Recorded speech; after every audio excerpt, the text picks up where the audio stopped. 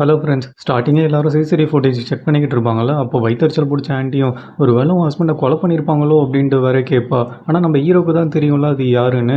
சரின்னு இந்த வயித்தெரிச்சல் பிடிச்ச ஆன்ட்டியும் ஆமாம் உன்னோட ஹஸ்பண்டுக்கு யாராவது எனிமீஸ்லாம் இருந்தாங்களா அப்படின்ட்டு வேற கேட்பாங்க. அவர் அப்படிப்பட்ட ஆள்லாம் கிடையாது, அவருக்கு யாரும் எதிரியே கிடையாதுன்னு வேற ஹீரோயினும் சொல்லுவாங்க. அப்போது கடன் அந்த மாதிரி ஏதாவது தொல்லை இருந்தது அவருக்கு அப்படின்ட்டு வேற ஹவுஸ் ஹஸ்பண்டும் கேட்பான். அந்த மாதிரிலாம் எதுவும் கிடையாது, என் ஹஸ்பண்டை யாருன்னு நினச்சிங்க அப்படின்ட்டு வேற டென்ஷனில் கத்த ஆரம்பிச்சிருவாங்க. இங்கே பாரு ஐரின், நீங்கள் 2 பேரும் ஒன்றா தான் வாழ்ந்துட்டு இருக்கீங்கன்னு எல்லாமே உங்களுக்கு தெரிஞ்சிருக்கணும்லாம் ஒன்றும் அவசியம் இல்லையே. அவருக்கு தெரியாமல் ஏதாவது ஒன்று நடந்திருக்கலாம்ல அப்படின்ட்டு வர வயிற்றுச்சல் பிடிச்ச ஆண்டியும் கேட்கும். ஆமாம் இங்கே பான்னு ஒருத்தர் நின்றுட்டு இருந்தாரு, எங்கே அவரு அப்படின்ட்டு வர ஹவுஸ் ஹஸ்பண்டும் கேட்பான். ஹீரோயின் ஹஸ்பண்ட் கார்லேருந்து ஏதாவது எவிடன்ஸ் கிடைக்குதான்னு சொல்லிட்டு போய் செக் பண்ணிக்கிட்டு இருப்பாரு. ஜிபிஎஸ்ஸை செக் பண்ணால் அவர் மெட்டா பேலஸ்க்கு வேறு போயிருப்பாரு. அவர் அங்கே எதுக்கு போனார் அப்படின்னு சொல்லிட்டு டக்குன்னு வேறு அந்த டெஸ்டினேஷனையும் வேறு டெலீட் பண்ணிடுவார். சரி பிளாக் பாக்ஸில் ஏதாவது இருக்கான்னு பார்க்கலாம் அப்படின்னு சொல்லிட்டு அந்த மெமரி கார்டையும் வேறு தூக்கிடுவார். இந்த பக்கம் ஹவுஸ் ஹஸ்பண்டும் இதை பார்க்கும் போது உங்கள் ஹஸ்பண்டை யாரோ துரத்துற மாதிரி தான் இருக்குது, ஆனால் இதெல்லாம் வச்சு அவரை கொலை பண்ணியிருக்காங்க நம்ம டிசைட் பண்ணவே முடியாது. சரி அட்டாப்சி ரிப்போர்ட்டில் என்ன சொன்னாங்க அப்படின்ட்டு வேறு அசோசியேஷன் ஆண்டியும் கேட்பாங்க. அதில் ஹார்ட் அட்டாக்னு தான் சொன்னாங்க, வேறு எதுவும் சொல்லலையே அப்படின்ட்டு வேற நம்ம ஐரினோ சொல்லுவா. ஒரு வேளை அவர் எதாவது பார்த்து பயந்துருப்பாரோ, அதனால கூட ஹார்ட் அட்டாக் வந்திருக்கலாம்ல அப்படின்ட்டு வேற அந்த வயிற்றுச்சல் பிடிச்ச ஆண்டியும் சொல்லும். சரி ஓகே, இதெல்லாம் வச்சு நம்ம எதுவும் டிசைட் பண்ண தேவையில்ல. பிளாக் பாக்ஸ் வண்டியில் இருக்கும்ல, அதை பார்த்தா ஏதாவது கிடைக்கும் அப்படின்னு சொல்லிட்டு எல்லாருமே வேறு பிளாக் பாக்ஸை தேடி போவாங்க. செக்யூரிட்டி வேறு ஏஞ்சி போயிடுவார். அவர் ஏஞ்சி போன உடனே அவரோட சிஸ்டமில் இருக்க ஃபுட்டேஜ்லாம் ஆட்டோமேட்டிக்காக வேறு டெலீட் ஆக ஆரம்பிச்சிடும். யாரா இந்த வேலையை பார்த்தா அப்படின்னு பார்த்தா ஜெய் கம்பெனியோட சேர்மேன் தான் டெலீட் பண்ணியிருப்பான். அவனும் அந்த கொலகாரனுக்கு கால் பண்ணி நான் எல்லாம் ஃபுட்டேஜும் டெலீட் பண்ணிட்டேன், இதுக்கு மேலே நீ எதுவும் பயப்படாத, அந்த கார்லேருந்து பிளாக் பாக்ஸ் மட்டும் தூக்கிடு அப்படின்ட்டு வர சொல்லுவான். இங்கே எல்லாரும் பிளாக் பாக்ஸை தானே வந்து தேடிக்கிட்டு இருப்பாங்க. தேடி பார்த்தா உள்ளே தான் மெமரி கார்டு இருக்காது, நம்ம ஹீரோ தான் ஆல்ரெடி தூக்கிட்டு இருப்பான்ல, இதில் மெமரி கார்டே இல்லை அப்படின்ட்டு வர ஹவுஸ் ஹஸ்பண்டும் சொல்லுவான். இப்போ என்ன பண்ணுறது அப்படின்ட்டு வர எல்லாரும் யோசிச்சுக்கிட்டு இருப்பாங்க.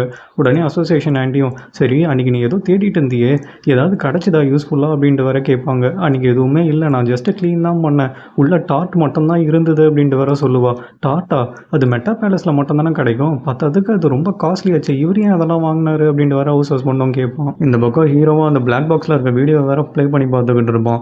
அதில் வேற நம்ம ஹீரோயின் ஹஸ்பண்ட் நான் எதுவும் பார்க்கல அப்படின்ட்டு வேற அலறிட்டு இருப்பாரு. ஒரு வேளை பார்க்கக்கூடாது ஏதாவது பார்க்கிங்கில் பார்த்துருப்பாரோ அப்படின்ட்டு வர வீடியோ ரீப்ளேலாம் போட்டு பார்ப்பாரு. அதில் 3 கொலை பண்ணது வேற ரெக்கார்ட் ஆகிருக்கும். இந்த கொலையை பார்த்ததுனால தான் அந்த மெஜிஷியன் நம்ம நெய்பரை கொண்டு இருக்கான். இவரும் பார்க்கக்கூடாத ஒரு கொலையை பார்த்ததுனால தன்னோட உயிரே இப்போ விட்டுட்டாரு அப்படின்னு சொல்லிட்டு பயமாக வேற ஹீரோவும் ஃபீல் பண்ணிக்கிட்டு இருப்பாரு. இந்த பக்கம் கொலைகாரனும் பிளாக் பாக்ஸை தூக்கணும்னு சொல்லிட்டு வேற வந்து காரை நோண்டிக்கிட்டு இருப்பான். ஆனால் அதில் தான் மெமரி கார்டு இருக்குது, அதில் செம்ம கடுப்பாயிடுவான். சரி ஜிபிஎஸ்லாம் எதாவது கிடைக்குதான்னு பார்த்தா அதுலேயும் வேற ஒன்றும் இருக்காது. இந்த பக்கம் டிடெக்டிவ் யோவும் 3 வீட்டு வேலைக்காரியை வேற கூப்பிட்டு வச்சு இன்வெஸ்டிகேட் பண்ணிக்கிட்டு இருப்பாங்க. அவங்கள வேற எனக்கு எதுவும் தெரியாதுன்னு சொல்லிடுவாங்களா, ப்ளீஸ் ஏதாவது யோசிச்சு பாருங்களேன், உங்களுக்கு சந்தேகம் வரா மாதிரி ஏதாவது அப்நார்மலாக நடந்ததா அப்படின்ட்டு வேற கேட்பாங்க. இவங்களும் நல்லா யோசிச்சு பார்த்துட்டு மேடம் ஒன்று நடந்தது அப்படின்ட்டு எல்லாத்தையும் வேற சொல்லிடுவாங்க. உடனே யோவோ இன்டெலிஜென்ஸ் டைரக்டர் கிட்ட வந்துட்டு சார் நான் 3 வீட்டு வேலைக்காரர்கிட்ட ஃபுல்லாக இன்வெஸ்டிகேட் பண்ணிட்டேன், அவர் வந்து சாகிறதுக்கு முன்னாடி வரைக்கும் ஒரு பேக் வச்சுட்டு இருந்தாராம், இப்போ அவர் இறந்ததுலேருந்தே அந்த பேக்கை காணோன்னு சொல்கிறாங்க, உங்களுக்கு என்ன பைத்தியமாக பிடிச்சிருக்கு, போய் ஒரு பேக் காணோம் நான் இன்வெஸ்டிகேட் பண்ண முடியும், அவர்கிட்ட நிறைய பேக் இருந்திருக்கும் அதில் ஒன்று காணாமல் போயிருக்கு, இதில் சந்தேகப்படுறதுக்குலாம் எதுவுமே இல்லையே அப்படின்ட்டு வேற கேட்பாரு. அந்த வேலைக்காரர்கிட்ட நான் ரொம்ப நல்லாவே கேட்டேன், அவங்க என்ன சொன்னாங்கன்னா அவர் எப்போ பார்த்தாலும் அந்த பேக்கை பார்த்துட்டு அப்படியே முறைச்சிக்கிட்டே இருப்பாராம், எப்போ பார்த்தாலும் ரொம்ப டென்ஷனாக இருப்பாருன்னு சொல்லுவாங்க, எனக்கு தெரிஞ்சு அதில் ஏதோ க்யூரியஸாக இருக்கும்னு நினைக்கிறேன், நம்ம இன்வெஸ்டிகேட் பண்ணால் கண்டுபிடிச்சிடலாம் அப்படின்ட்டு வர சொல்லுவாங்க. இங்கே பாருங்க ஐயோ, எனக்கு உங்கள் மேலே ரொம்ப பெரிய அக்கறை இருக்குது, அதனால தான் நீங்கள் சொல்கிற கதையெல்லாம் நான் கேட்டுட்ருக்கேன், போயும் ஒரு பேகுக்காக இன்வெஸ்டிகேட் பண்ண முடியுமா, அதுவும் ஒரு பேகை காணும்னு சொல்லிட்டு அவர் எப்படி மர்டர் தான் பண்ணியிருப்பாங்கன்னு சொல்லிட்டு நீங்கள் கன்க்ளூட் பண்ணுறீங்க, ஃபஸ்ட்டு நீங்கள் பேசுகிறது எனக்கே ஒன்றும் புரிய மாட்டுது, பேகை காணும்னு சொல்கிறீங்க அதுக்காக கொலை பண்ணியிருப்பாங்கன்னு சொல்கிறீங்க, இது எப்படி சாத்தியமாக இருக்கும் சார், நீங்கள் இப்போ தான் கிளியராக நான் சொல்கிறத புரிஞ்சிருக்கீங்கன்னு நினைக்கிறேன் அப்படின்னு வரையும் சொல்லுவாங்க. சரி ஓகே, இப்போ பேக்கை காணும்னு இன்வெஸ்டிகேட் பண்ணணும் உங்களுக்கு அதுதானே வேணும் அப்படின்ட்டு வர கேட்பாரு. கரெக்டாக சொன்னீங்க சார், எப்போ நான் ஸ்டார்ட் பண்ணுறது அப்படின்ட்டு வர கேட்பா. ஐயோ எனக்கு தலைவலியே வந்துடும் போலியே அப்படின்னு சொல்லிட்டு தலையில் வர கையை வச்சுப்பாரு. இங்கே கட் பண்ண ஜெய் கம்பெனி சேர்மனை தான் கட்டுவாங்க. இவன் டேரக்டரும் இவ்வளோ நேரம் ஒரு பேக்குக்காக சண்டை போட்டிருப்பாங்களே, அந்த பேக்கு நம்ம சேர்மன் கிட்ட தான் இருக்கும், அதையும் வேறு அந்த சீக்ரெட் ரூமில் வேறு ஷோகேஸில் போய் வச்சுக்கிட்டு இருப்பான். வெளியே வரும்போது நம்ம ஹீரோயின் நிற்பாங்க, அவளை பார்த்த உடனே அப்படியே எனக்கு தூக்கி வரி போட்டுரும்.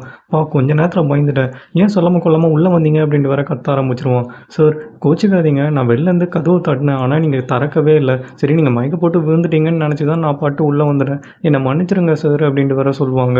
சரி என்ன விஷயம் அப்படின்ட்டு வர கேட்பாராம். சார் 11 ஆகுது, உங்களுக்கு என்ன லஞ்ச் வேணும் அப்படின்ட்டு வர கேட்பாங்க.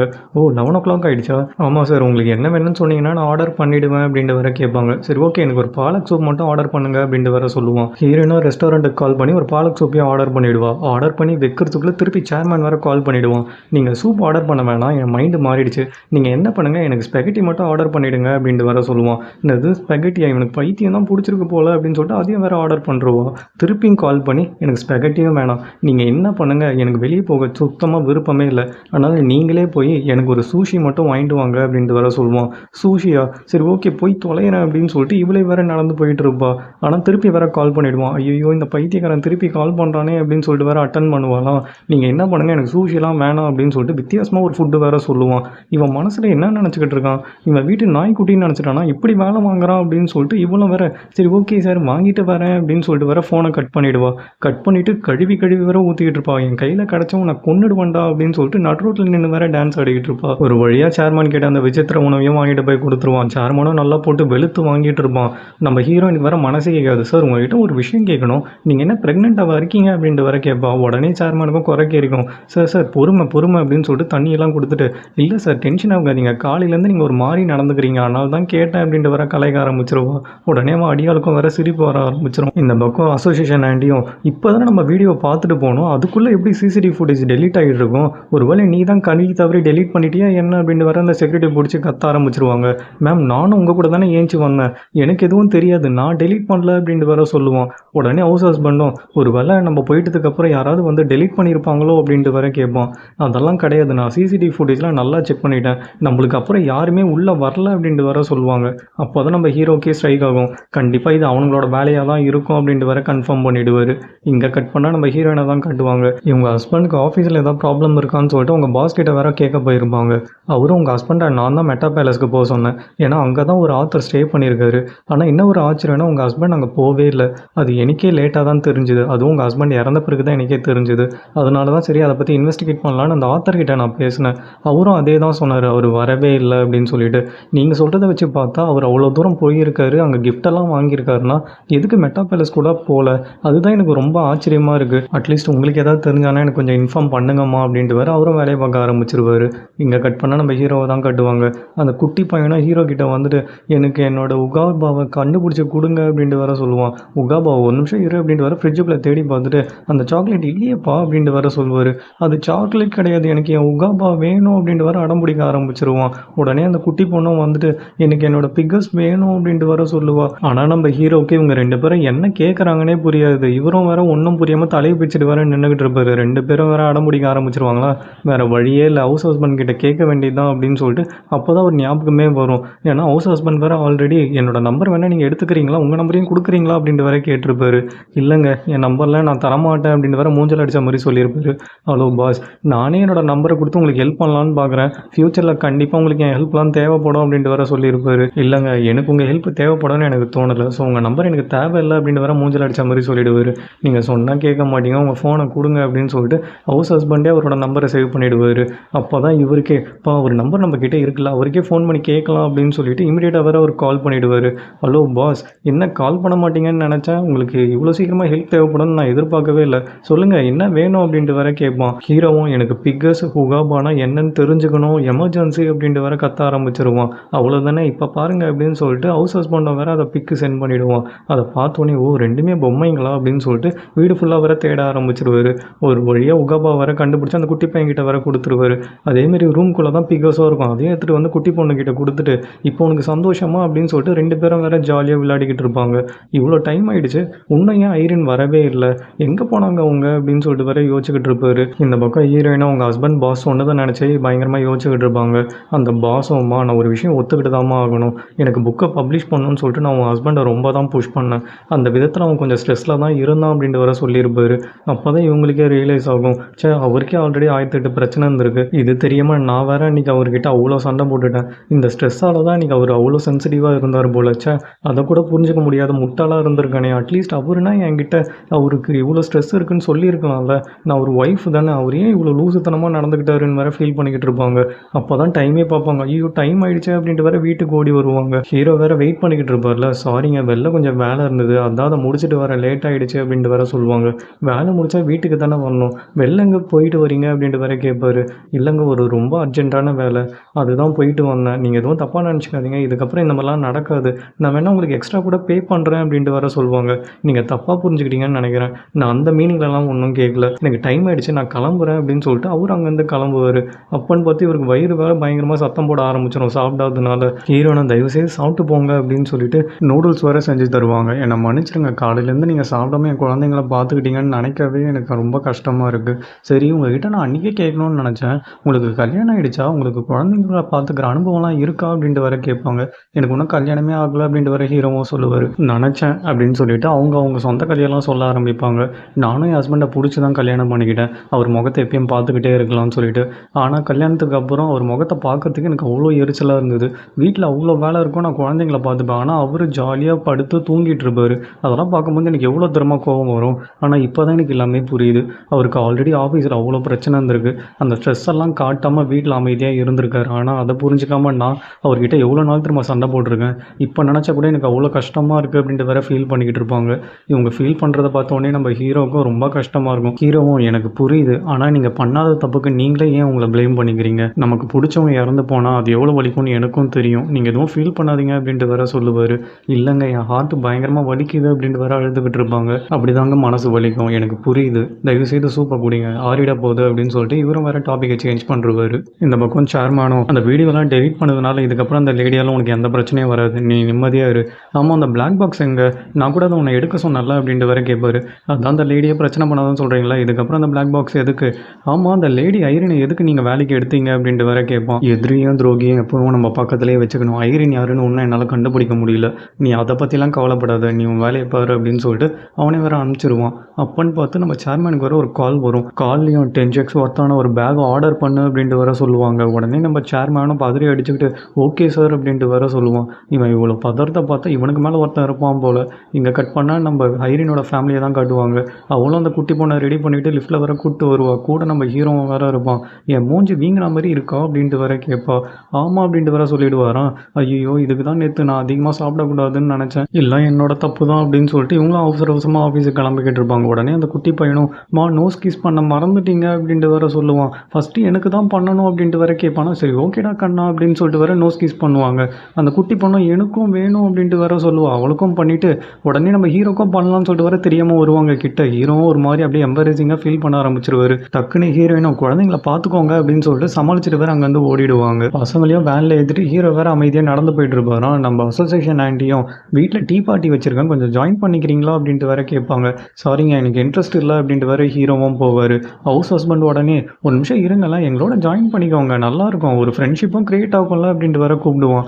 சாரி, எனக்கு உங்கள் கூடலாம் ஃப்ரெண்ட்ஷிப்பாக இருக்க விருப்பமே இல்லை, எனக்கு வேலை இருக்குது, நான் கிளம்புறேன் அப்படின்ட்டு வர மூஞ்சல் அடித்த மாதிரி சொல்லிடுவார். உடனே 3 பேருக்கும் பயங்கர ஹர்ட்டாக போயிடும். 3 பேருமே முறைக்க ஆரம்பிச்சிருவாங்களோ. ஐயோ, நம்ம எதுவும் தப்பாக சொல்லிட்டோம் போலியே அப்படின்னு சொல்லிட்டு ஹீரோவும் எனக்கு வெளியே ஒரு அர்ஜென்ட் ஒர்க், என்னால் அவாய்ட் பண்ண முடியாது, நான் போயே ஆகணும் அப்படின்ட்டு வேற சொல்லுவார். உங்களுக்கு தான் வேலை வெட்டியே கிடையாது, அப்புறம் என்ன வெளியே ஒர்க்கு, எங்களோட டீ குடிக்க வரலாம்ல அப்படின்னு சொல்லிட்டு வயிற்றுச்சல் பிடிச்ச ஆண்டியும் ஃப்ராங்காக சொல்லிடும். ஹவுஸ் ஹஸ்பண்டும் ஒரு அடியை போட்டுட்டு அவர் வெளியே என்ன ஒர்க் இருக்கும், நீ எதுக்கு இந்த மாதிரிலாம் வாய் பேசுகிற பாண்ட், பரவாயில்ல, நீங்கள் இந்த வாட்டி உங்கள் வேலையை பாருங்கள், நெக்ஸ்ட் டைம் எங்களோட ஜாயின் பண்ணிக்கோங்க அப்படின்ட்டு வர சொல்லிடுவான். அசோசியேஷன் ஆண்டி வேற பயங்கர கடுப்பில் இருப்பாங்க. இவனை பார்த்தாலே எனக்கு சந்தேகமாக இருக்குது அப்படின்ட்டு வர சொல்லிக்கிட்டு இருப்பாங்க. அதுக்கு அந்த வயிற்றுச்சல் பிடிச்ச ஆண்டியும் உங்களுக்கு இங்கே இருக்க வாட்ச்மேன் என்ன ஸ்பூன் யூஸ் பண்ணான்னு வரைக்கும் தெரியும், ஆனால் இந்த ஆளை பற்றி உங்களுக்கு எப்படி எதுவுமே தெரியல, உங்களுக்கு தெரிஞ்சுக்கணும்னு ஆர்வமாக தானே இருக்குது அப்படின்ட்டு வேற பயங்கரமாக ஏற்றி விட ஆரம்பிச்சிருவா. அவங்களும் ஆமான்னு சொல்லிடுவாங்களாம். நம்ம ஹவுஸ் ஹஸ்பண்டும் என்கிட்ட ஒரு நம்பர் இருக்கே அப்படின்ட்டு வேற சீன் போட ஆரம்பிச்சிருவான். இன்னது உங்ககிட்ட நம்பர் இருக்கா, இதை ஏன்டா இவ்வளோ நாள் நீ சொல்லவே இல்லை, மரியாதையும் எங்ககிட்ட குடு அப்படின்னு சொல்லிட்டு 2 பேருமே போட்டு அவனை நச்சரிக்க ஆரம்பிச்சிருவாங்க. இங்கே கட் பண்ண இந்த டெக்கி இருப்பான்ல, அவனும் யோகிட்ட உனக்கு நேஷனல் செக்யூரிட்டிக்கு புது ஹெட் வர போகிறாங்க தெரியுமா, அது யாருன்னு பாரு அப்படின்னு சொல்லிட்டு அவனும் வேற காட்டுவான். என்னது டேக்கா, இவர் எப்படா ஹெட் ஆனாரு அப்படின்னு சொல்லிட்டு வர பயங்கர ஷாக் ஆகிடுவான். இந்த மேட்ரு உனக்கு எப்படி தெரியும் அப்படின்ட்டு வர கேட்பாலாம். அதெல்லாம் ஐயா ஈஸியாக கிராக் பண்ணி எடுத்துருவேன் அப்படின்ட்டு வர சீன் போடுவான். இப்படியே சொல்லு, ஒரு நாள் மாட்ட போகிறப்பார் அப்படின்ட்டு வர திட்டுவா. நான் ஏன் மாட்ட போகிறேன், நீ தான் மாட்டுவ அப்படின்னு சொல்லிட்டு இவனை வர பயங்கரமாக நக்கலாக பேசிக்கிட்டு இருப்பானா. அவளுக்கு வர பயங்கர டென்ஷன் ஆகிடும். நான் ஏன்டா மாட்ட போகிறேன் அப்படின்ட்டு வர கத்துவா. ஏய் டென்ஷன் ஆகாது, உனக்கு ஒரு இன்ஃபர்மேஷன் சொல்லட்டுமா, இந்த ஆள் வேறு யாரும் கிடையாது, நம்ம சீஃப் இருக்காங்கள அவங்களோட க்ளோஸ் யூனிவர்சிட்டி ஃப்ரெண்டு தான் இவர் அப்படின்ட்டு வர சொல்லுவான். அந்த லேடியோட ஃப்ரெண்டா, நாடு உருப்பட்ட மாதிரி தான், எனக்கு வேலை வந்துடுச்சு, நான் கிளம்புறேன் அப்படின்னு சொல்லிட்டு வர அவள் பாட்டு போயிட்டே இருப்பா. எங்கே போகிற அப்படின்ட்டு வர டெக்கியும் கேட்பான். சொல்ல முடியாது, என்னோட பர்சனல் அப்படின்ட்டு வர போயிட்டு இருப்பா. நீ சொல்லனா என்னால் உன்னோட லொக்கேஷனை ட்ராக் பண்ண முடியாதா, இப்போ பாரு என்னோட டேலண்ட்டை அப்படின்னு சொல்லிட்டு அவன் பாட்டு சிஸ்டமில் ட்ராக் பண்ண ஆரம்பிச்சிருவான். எவ்வளோ நேரம் மாறு வேஷத்தில் 3ஓட வீட்டுக்கு தான் வந்திருப்பான் அந்த பேக் இருக்கான்னு செக் பண்ணுறதுக்காக. வீடு முழுக்க தேடி பார்ப்பான், ஆனால் எங்கேயுமே அந்த பேக் இருக்காது. அப்படி அந்த பேக்கில் என்ன தான் இருந்ததுன்னு தெரியலையே, இப்போ எங்கே போச்சது அப்படின்ட்டு வேற யோசிச்சுக்கிட்டு இருப்பா. அப்போன்னு பார்த்து வீட்டுக்குள்ளே யாரோ வரா மாதிரி வேற இருக்கும். இவ்வளோ அந்த கபோர்ட்லேயே வேற ஒளிஞ்சுப்பா. ஸ்ட்ரெயிட்டாக அந்த பார்த்தாலும் கபோர்டை தான் வந்து திறப்பான். ஓகே இவன் தான் அந்த திருட்டு பையனாக இருப்பான் போல் அப்படின்னு சொல்லிட்டு இவளும் வேறு அப்படியே சண்டை போட ஆரம்பிச்சிருவா. ஆனால் ஆக்சுவலாக அது நம்மளோட ஹீரோவாக தான் இருப்பான். ஹீரோவும் இவள் ஃபேஸை பார்த்த உடனே நீயா அப்படின்னு சொல்லிட்டு பயங்கரமாக வேறு ஷாக் ஆகிடுவார். இவங்க 2 பேருமே நல்ல ஃப்ரெண்ட்ஸ் போல். ஹீரோ உடனே ஆமாம் நீ எப்போ க்ளீன் பண்ணுற வேலை ஆரம்பிச்ச அப்படின்ட்டு வேற கலாய்ச்சிக்கிட்டு இருப்பாரு. நீங்கள் எப்போ இன்டர்நெட் கனெக்ஷன் கொடுக்க ஆரம்பிச்சிங்களோ அப்பத்துலேருந்து தான் அப்படின்னு சொல்லிட்டு இவன் வேற பயங்கரமாக கலாய்க்க ஆரம்பிச்சிருவா. சரி 3 வருஷமாக தலைவரையமாக இருந்த ஆள் இப்போ எதுக்கு வெளியே சுற்றிக்கிட்டு இருக்கீங்க, என்ன மாட்டிக்கலான்னு ஐடியாவில் இருக்கீங்களா என்ன அப்படின்ட்டு வேற கேட்பா. உங்களுக்கு ஒரு விஷயம் தெரியாதுன்னு நினைக்கிறேன், டோட்டல் என்ஐஎஸும் உங்களை தான் தேடிக்கிட்டு இருக்கு. அதை விட முக்கியமாக சீஃப் இருக்காங்கல்ல, அவங்கள பிடிச்சே ஆகணும்னு சொல்லிட்டு பகலாக வேலை பார்த்துக்கிட்டு இருக்காங்க. நீங்கள் தான் அந்த யூஎஸ்பியை திருடிட்டு போனீங்கன்னு சொல்லிட்டு, ஸோ கேர்ஃபுல்லாக இருங்க அப்படின்ட்டு வேற சொல்லுவா. நீ என்ன நினைக்கிறேன், நான் தான் அந்த யூஎஸ்பியை திருடுனேன்னு நினைக்கிறியா அப்படின்ட்டு வேற கேட்பாரு. கண்டிப்பாக கிடையாது, உங்கள் பக்கம் நியாயம் இருக்கும்னு எனக்கு தெரியும். உங்ககிட்ட ஒரு விஷயம் கேட்டே ஆகணும். மிஸ்டர் மூனோட டெத்தை பற்றி உங்களுக்கு ஏதாவது இன்ஃபர்மேஷன் தெரியுமா அப்படின்ட்டு வேற கேட்பா. அவரோட டெத்து சாதாரண டெத்து கிடையாது, அது ஒரு மர்டர். லூகாஸ்கான் ஃபைட்டர் ஜெட்ஸை வாங்குறதுல ஏதோ ஒரு மிஸ் அண்டர்ஸ்டாண்டிங் நடந்திருக்கு, அதில் தான் எதிரிங்க அவரை கொண்டு இருக்காங்க அப்படின்ட்டு வேற சொல்வார். இப்போ தான் என்ன மாதிரி யோசிக்கிற ஒரு ஆளை நான் பார்த்துருக்கேன்னு சொல்லிட்டு யோவரை பயங்கர ஹாப்பி ஆகிடுவா. அந்த கொலையை நேரில் பார்த்த சாட்சி கூட இருக்குது தெரியுமா அப்படின்ட்டு வேற கேட்பாரு. என்னது சாட்சியா, யார் இது அப்படின்ட்டு வேற யோவும் ஷாக் ஆகி கேட்பா. அது எப்படி என் வாயிலேருந்து இன்ஃபர்மேஷன்லாம் வந்துடும் நீ எதிர்பார்க்குற, இல்லை நான் தான் சொல்லிவிடுவானா? உனக்கு ஒரு முக்கியமான விஷயம் சொல்லட்டுமா, உங்களோட என்ஐஎஸ் டீம்லேயே ஒரு ஸ்பை இருக்காங்க, அது யார் என்னன்னு எனக்கு தெரியாது, ஃபஸ்ட்டு அவங்க யாருன்னு கண்டுபிடி அப்படின்ட்டு வேற சொல்வார். அதை விட முக்கியம், என்னை இங்கே மீட் பண்ணுன்னு சொல்லிட்டு யார்கிட்டையும் நீ ஷேர் பண்ணாத, அதுதான் உனக்கும் நல்லது எனக்கும் நல்லது அப்படின்ட்டு வேற சொல்வார். யார் அந்த ஸ்பையாக இருக்கும் அப்படின்ட்டு வேற யோவோ யோசிச்சுக்கிட்டு இருப்பா. இந்த பக்கம் சீஃபும் டெக்கியை பார்க்க வேற வந்திருப்பாங்க. ஆமாம் இந்த யோ எங்கே போனா, இப்போ அவள் எந்த கேஸில் ஒர்க் பண்ணிக்கிட்டு இருக்கா, உனக்கு எதாவது தெரியுமா அப்படின்ட்டு வேற கேட்பாங்க. எனக்கு தெரியாது அப்படின்ட்டு வேற டெக்கியும் சொல்லிவிடுவான். சரி உனக்கு டெரிஸை பற்றி எதாவது தெரியுமா அப்படின்ட்டு வேற கேட்பாங்க. மேம் நீங்கள் எதுக்கு என்கிட்ட இதெல்லாம் கேட்டுக்கிட்டு இருக்கீங்க, உங்களுக்கு எதாவது தெரியணும்னா ஸ்ட்ரெயிட்டாக டிடெக்டிவ் யோகிட்டே கேட்கலாம்ல அப்படின்ட்டு வேற சொல்லுவான். ஓ அந்த அறிவு கூட எனக்கு இல்லைன்னு நீ நினச்சிட்டியா, அவன் நான் கேட்டால் எப்படா உண்மையாக சொல்லியிருக்கா, பொய்யை மட்டும்தான் சொல்லுவா. எனக்கு நல்லாவே தெரியும் அவள் இங்கே அடிக்கடி வரான்னு சொல்லிட்டு, மரியாதையாக சொல்லு அவள் எதுக்கு இங்கே வரா அப்படின்ட்டு வேற கேட்பாங்க. அவள் லாங்குவேஜ் கற்றுக்க வரா அப்படின்ட்டு வேற டெக்கியும் சொல்லுவான். ஓ அப்படியா, சைனீஸா இல்லை ரஷ்யனா, உனக்கு எப்படா இவ்வளோ லாங்குவேஜஸ் தெரிய ஆரம்பிச்சுது அப்படின்ட்டு வேற கேட்பாங்க. மேம் நீங்கள் வேற சி தான் கற்றுக்க வந்தா அப்படின்ட்டு வேற சொல்லுவான். இது சியா, என்னையே மரியாதை இல்லாமல் பேசுறியா அப்படின்னு சொல்லிட்டு அடிக்க வர துரத்த ஆரம்பிச்சிருவாங்க. மேம் ஒரு நிமிஷம் இருங்க, சீனா நீங்கள் நினைக்கிற மாதிரி நான் உங்களை திட்டலாம் ஒன்றும் திட்டல, அது ஒரு ப்ரோக்ராமிங் லாங்குவேஜ் அப்படின்ட்டு வேற சொல்லுவான். இது ப்ரோக்ராமிங் லாங்குவேஜா, அதை கற்றுக்குவா வந்தா உண்மையை தான் சொல்கிறியா அப்படின்ட்டு வேற கேட்பாங்க. அடா ஆமாம் மேம் அப்படின்ட்டு வேற இவனும் சமாளிக்க ஆரம்பிச்சிருவான். இந்த பக்கம் ஹீரோவும் யோ கிட்ட எல்லாத்தையும் டிஸ்கஸ் பண்ணிவிட்டு சரி டைம் ஆகிடுச்சு நான் கிளம்புறேன் அப்படின்ட்டு வேற சொல்வார். எங்கே போகிறீங்க நீங்கள் அப்படின்ட்டு வேற யோவும் கேட்பா. ஒரு பர்சனல் மேட்டர், ப்ளீஸ் என்னை ஃபாலோ மட்டும் பண்ணாத அப்படின்ட்டு வேற சொல்வார்.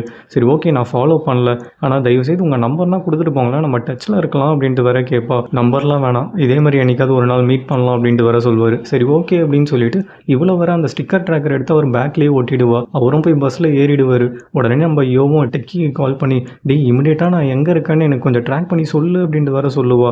அவனும் என்ன திடீர்னு கால் பண்ணிவிட்டு ட்ராக் பண்ணுன்னு சொல்கிற, உனக்கு என்ன பைத்தியமாக பிடிச்சிருக்கு, நீ எங்கே இருக்குன்னு உனக்கு தான் தெரியும் அப்படின்ட்டு வேற கலாய்க்க ஆரம்பிச்சிருவான். தயவு செய்து என் டைம் வேஸ்ட் பண்ணாமல் நான் எங்கே இருக்கேன்னு கொஞ்சம் சொல்கிறியா, எமர்ஜென்சி அப்படின்ட்டு வேற சொல்லுவா. எனது எமர்ஜென்சியா, நீ நல்லா தானே இருக்க, உன்னை யாராவது கிடைக்கிறாங்களா என்ன அப்படின்ட்டு வேற பயமாக டென்ஷன் ஆவாண்டி. நான் நல்லா தாண்டா இருக்கேன், கொஞ்சம் தயவு செய்து இமிடியேட்டாக நான் எங்கே இருக்கேன்னு ட்ராக் பண்ணு, எவ்ரி மினிட் எனக்கு அப்டேட் பண்ணிக்கிட்டே இரு அப்படின்ட்டு வேற சொல்லுவா. ஹீரோவோட லொக்கேஷனை கண்டுபிடிச்சாலா இல்லை ஹீரோ அந்த ட்ராக்கர் இருக்குன்னு கண்டுபிடிச்சாரான்னு சொல்லிட்டு நெக்ஸ்ட் எபிசோடில் பார்க்கலாம். அதுக்கு முன்னாடி இந்த வீடியோ உங்களுக்கு பிடிச்சிருந்தனா ஒரே ஒரு லைக்கும், இந்த சேனலை சப்போர்ட் பண்ணணும்னு நினச்சிங்கன்னா சப்ஸ்கிரைபும் பண்ணி வச்சுக்கோங்க. நெக்ஸ்ட் வீடியோவில் பார்க்கலாம். Until then bye friends.